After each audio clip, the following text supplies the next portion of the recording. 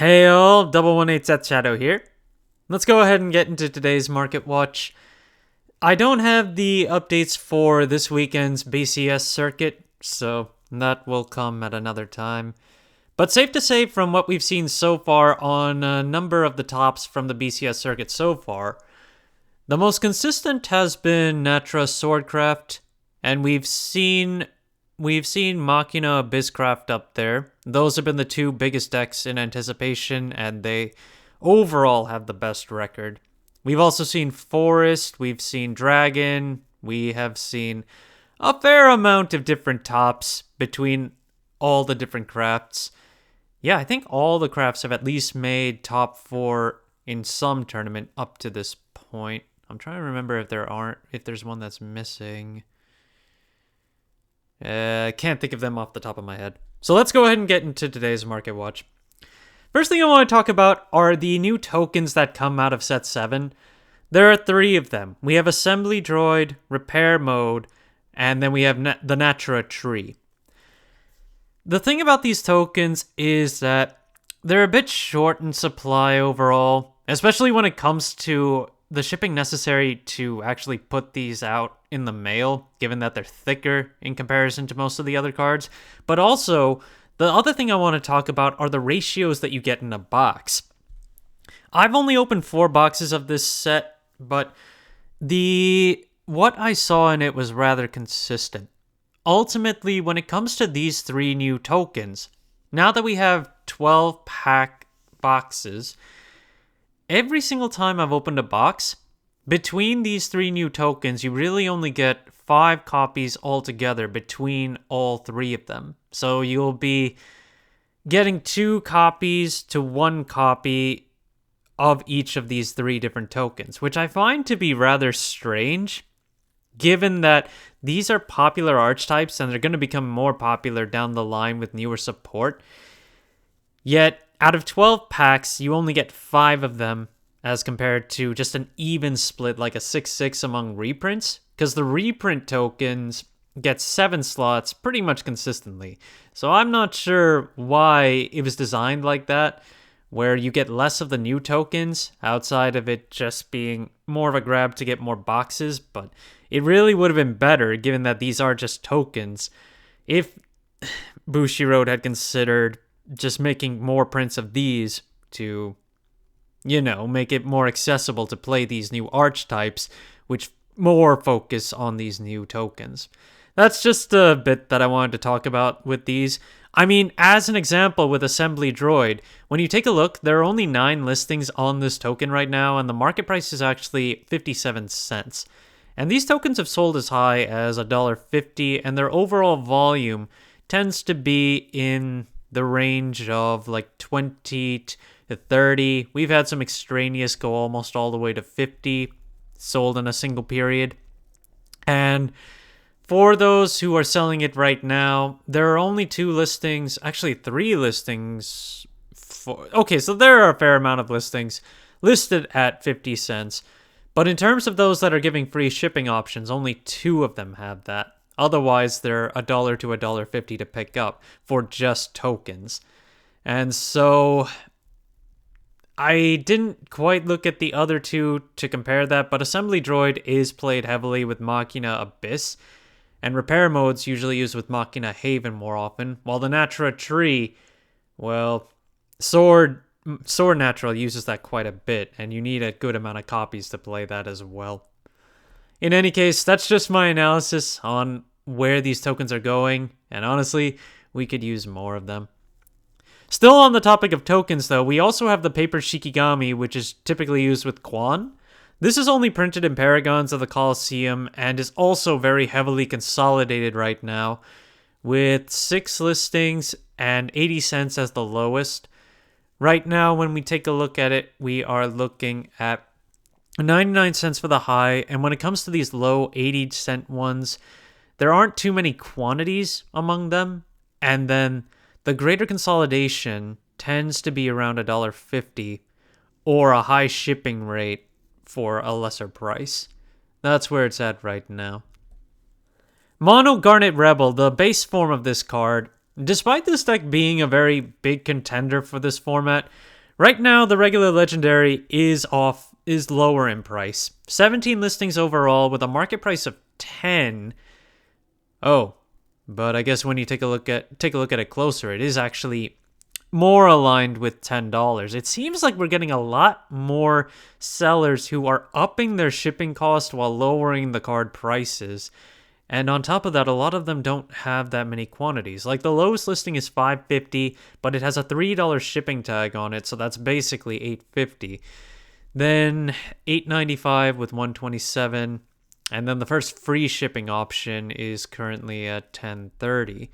Interesting. So overall, this card is actually closer to $9, $10, which is overall still a drop off from the pre-release prices, but it's still rough to swallow to some extent. Ultimately not too expensive, but still not too cheap. Nature's Guidance, which has been seen as a general staple for Forestcraft, when we look at pricing on this one, it's a silver from set 1, and it's been holding around the $1 to $2 rate when we take a look at where it's at on the original. It has a promo variant that has a base price of $2.24 with a market price closer to $3. And if we look at the history on the original, 14 listings overall, and we've seen a bit of a pickup on volume recently, but the volume per period is only in the single digits, 4 to maybe 6 per period, which I think a period is like 3 days. $2 overall, and with shipping is considered, yeah, it's basically a $2 card now. And consolidation is also around $2. The highest listing on the first page is $2.05 plus shipping. So Nature's Guidance is just one of those that you'll want to always hold 3 copies of if you need them, because this is one of those cards which can just come back into play every so often. Talking a little bit about Glory Finder, many of the cards that are exclusive to the Glory Finder format are still cheap in comparison to most other cards, given that there just has not been a big boom in terms of playing Glory Finder. During this BCS circuit, we do have a Glory Finder format as a side event, so I wanted to cover a few items right now. Cursebrand Vampire is an Abyss follower that is specific to the Glory Finder format, and is currently at a base price of $6.13, 5 listings overall, and consolidation is on the low end at $6.13. So mostly it's a $7 and under card, and it pretty much follows that most of the other Glory Finder cards are around the same rate, given that you only need 1 copy because it's a Highlander format. So if you take a look at other things like Grand Summoning, which is also specific to Glory Finder, $6.64 is the base price, 7 listings altogether, and overall it's mostly around $7 to $8. You're very rarely going to find a card specific to Glory Finder that is above $10, unless we start to see some really big gains in terms of how many people want to play Glory Finder. The alternate art from it is the Grand Showdown. Fashionista Nelcha, which was originally a set for gold, got made into an alternate art promo as an entry card for Grand Showdowns. Currently, the base listing is $35, but we did see a few sales in the... Oh, we did actually see them spread out. $25 to $35 for 5 copies overall in the last 3 months, and the only listings available now are $35 each. So while this card has not been selling too much, it finally saw sales in the last period. The original foil promo of Trail of Light is now very short on listings right now, but heavily consolidated. The lowest listing is 75 cents. Actually, 75 and 76 cents with over 90 copies between the two, but both of these sellers also charge $5 shipping. The highest sale price on these is $1, and again, given that Natra effectively plays these as 3-ofs, anyone who's playing a Natra deck wants 3 copies of this right now. Kaede Takagaki, which I covered a time or two before, this is a generic Haven that's specific to Idolmasters, but it's usually played in Ward Haven too.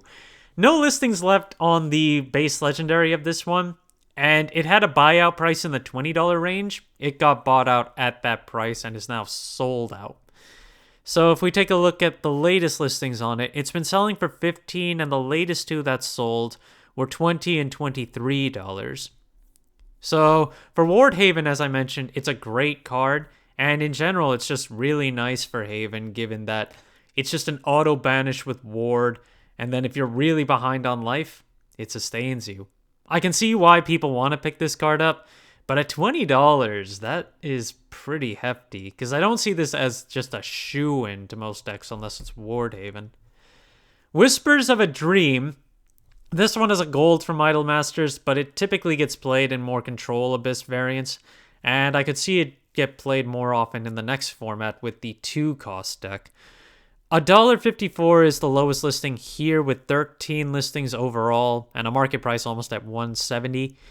In terms of consolidation, though, we do have a number of copies at $1.60, but with free shipping options, it's closer to $3. And overall, it's becoming closer and closer to a $2 card. Even if you take a look at the undulation of the market price, it's been seeing a dip, but it's managed to make its way back up from a low of about $130. So it's not a huge gap, but it is moving back up. The Sign Leader for Lelouch Lamperouge from Set 4. There are 4 listings on this one, starting from $350 when you consider shipping, which is a drop-off from just how much sellers have been trying to get for this one, and we've seen a range of $350 to $355. So the available listings right now only have a copy apiece, and one of them is a Japanese copy trying to sell it for $350. That is definitely going to be hard, given that the Japanese market sells it for much cheaper than that right now. But the highest listing is $400, while the lowest listing, again, $350 on this one. Talking a little bit about the boxes of Set 4, this is what's really intriguing to me.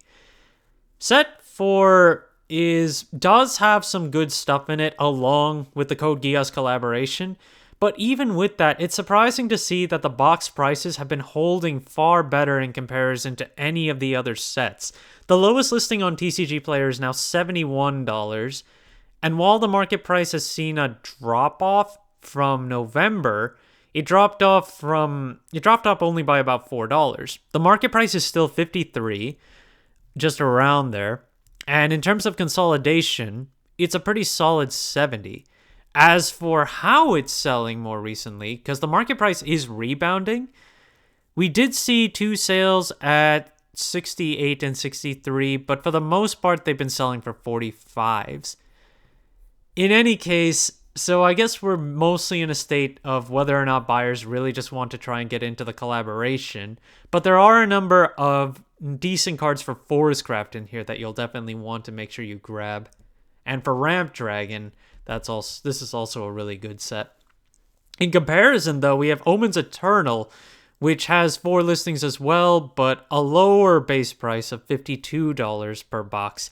And this set also has the appeal of the first anniversary promotion, where you get those first anniversary stamped holofoil tokens and the opportunity to pick up those numbered anniversary rares for any of the Omen cards. Now, those are numbered and you're only supposed to be getting 1 per number, so it really just depends on how many of those numbers you have seen flying around social media.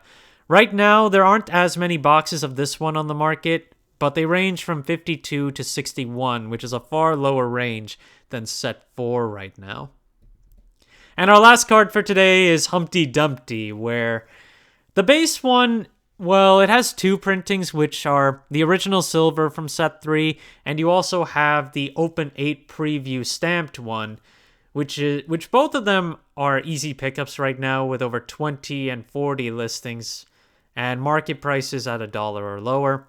But when it comes to the Evo, which only has the 1 printing, this gold egg is still more expensive than typical at a market price of $1.30, but a base listing of almost $3, and it's only got 6 listings on the market.